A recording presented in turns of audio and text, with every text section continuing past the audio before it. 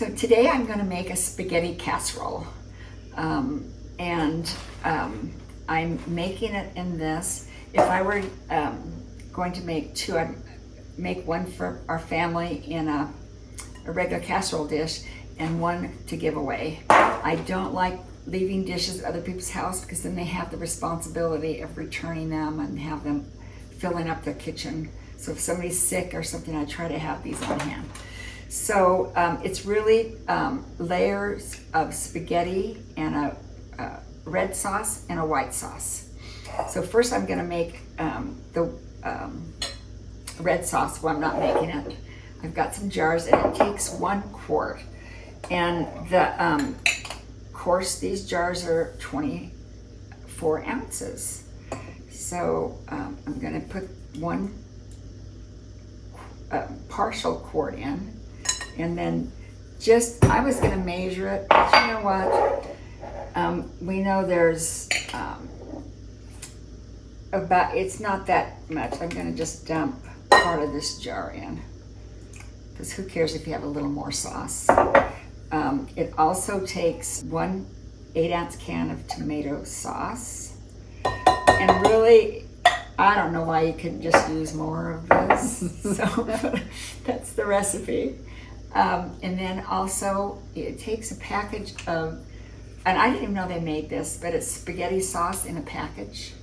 And so it's just a seasoning and some powder in there. So does the brand make a difference? I have not noticed any difference. This is just the Lowry's. There was another brand, and because we're doing fancy, I took the Lowry's, but I can't tell the difference. It just gives a little more seasoning in it and a little more depth to it. And then 1 pound of hamburger, and I've pre-browned the hamburger. Stir this all in here. And then just put the hamburger in here.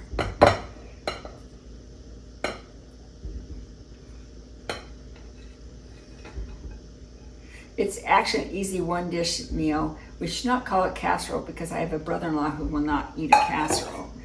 And so we'll just call this a spaghetti dish. Let's see, we've got the hamburger, spaghetti sauce, and tomato sauce in the mix. It also takes 1 can of the 8 ounces of water,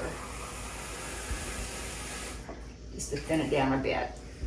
That's why you need the sauce, so you can measure the water. Yeah, that's right. It's just for the container that you don't have to wash. You get a measuring cup. So this is That's a joke.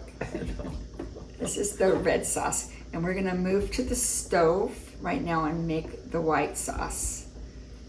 Okay, so I'm going to make the white sauce now that goes on the spaghetti casserole. It's in a dry pan. I'm going to add 6 tablespoons of water. So I just took off a cube, which is 8 tablespoons, took off the lines show about how much a tablespoon is. The wrappers don't always go on straight, so you just have to look at the butter and estimate. So this is close to 6 tablespoons of butter. Gonna let that melt just for a second. You could chop it up or cut it with a knife and it'll melt faster.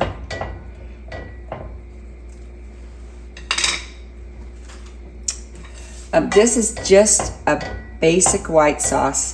Diana did a great segment on white sauces and what you could do with them. So I can recommend you watching her in that video.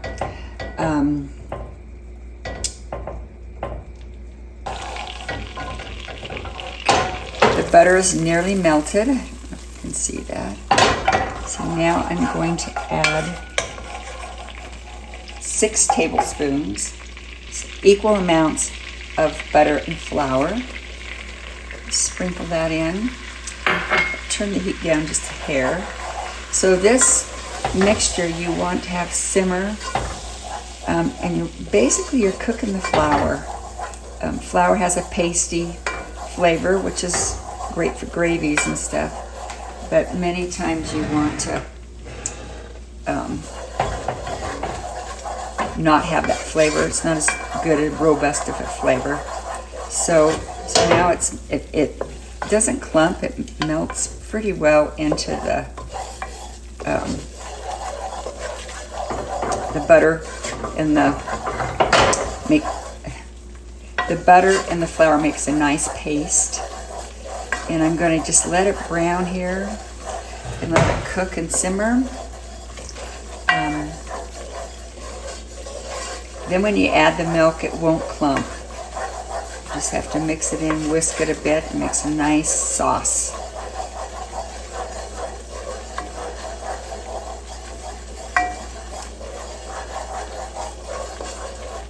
Want it just to kind of keep bubbling lightly. You can burn the flour, so just kind of keep stirring. It doesn't take too long.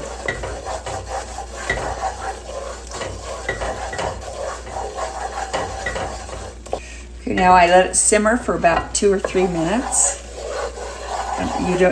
It could be a little toasty, light color, but you don't want it too dark either. So it's just starting to turn just a little bit of a tan. So I'm going to add the 3 cups of milk. I just kind of pour it in there.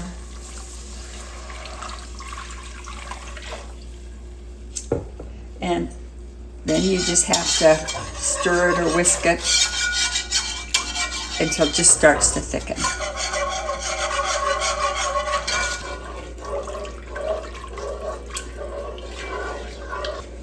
One trick that Bonnie taught me that I actually forgot to do, if you warm up the milk before you add it to the roux, the mixture of flour and butter, then it thickens much faster because it's already warm.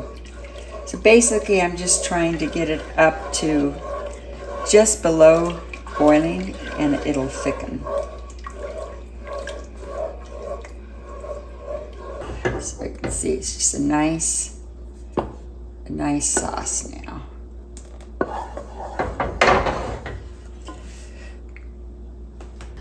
Now I'm going to show you how to assemble the spaghetti casserole.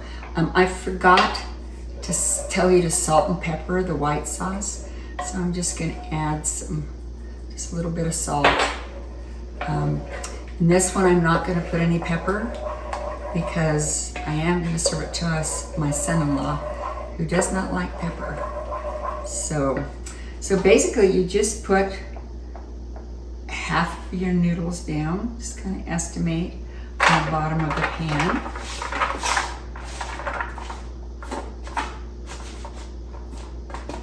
And you put all of your white sauce.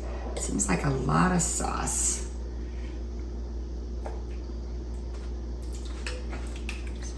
All the white sauce in there.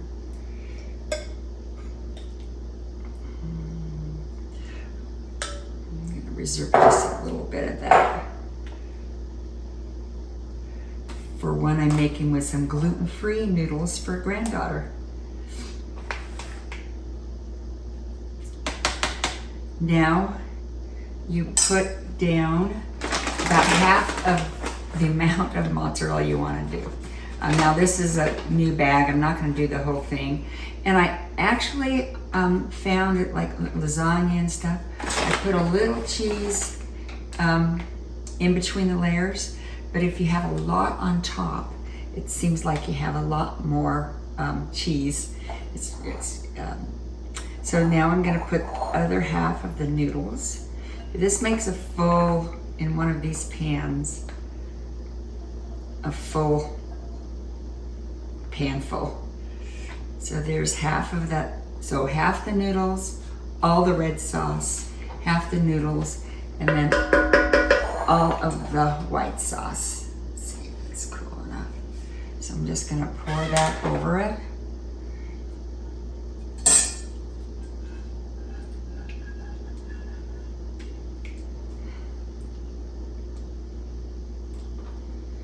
Make sure you cover all the noodles so they don't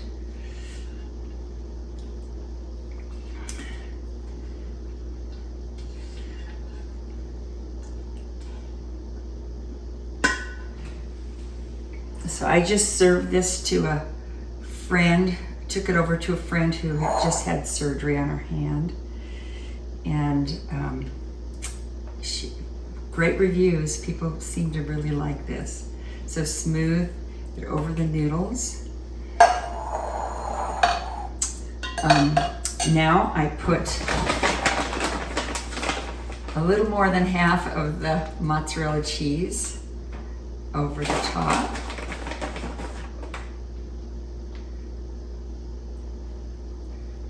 And then sprinkle the whole thing with some Parmesan cheese. You could use, I like freshly grated Parmesan. I do it a little heavier, it gives a little more flavor to the white sauce. And there you have it. A nice dish to take to someone or to serve to your family. I hope you enjoy it. Thanks.